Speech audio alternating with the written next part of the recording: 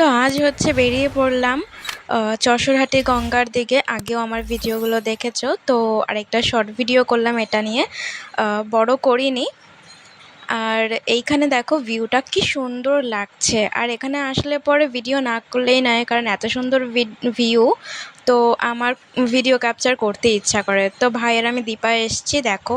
আরে আমার বাবা, এখানে এত সুন্দর হাওয়া দিচ্ছে আর ওয়েদারটাও এতটা সুন্দর, কি বলবো, মানে কোনো রোদ নেই, মেঘলা ওয়েদার, আর এত সুন্দর হাওয়া দিচ্ছে। আমার চুলগুলো উঠছে দেখেই বুঝতে পারছো তোমরা।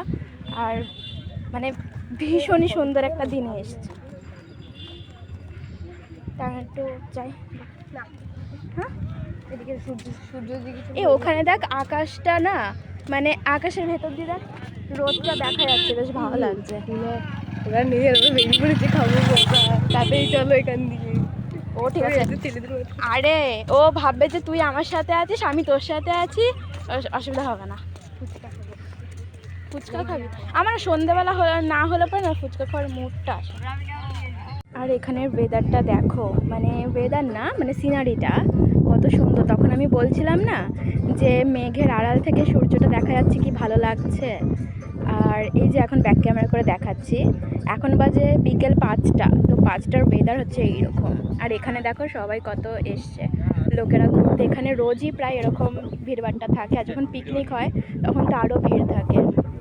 কত সুন্দর ওয়েদার। আর এই যে আমার ভাই, জাস্ট মানে কি সুন্দর হাওয়া, জামা কাপড় উড়ছে দেখেছো, মানে এত সুন্দর হাওয়া, কি আর বলবো। আর আমি তো চুলগুলো খোলা রেখেছি, চুলগুলো এত সুন্দরভাবে উঠছে, দারুণ দারুণ লাগছে। এই কারণে যখনই মনটা খারাপ লাগে বা ভালো লাগে এখানে আসার কথাই ভাবি।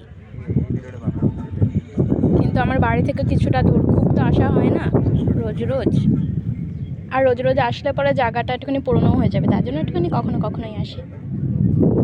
আর যখনই আসি তোমাদেরকে ভিডিও করে দেখাই।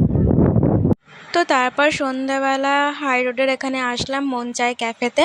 আর এখানে এসে মিক্স ফ্রাইড রাইস আর চিকেনের একটা আইটেম নিয়েছিলাম, ভাই আমি দীপা তিনজনে মিলে খেলাম।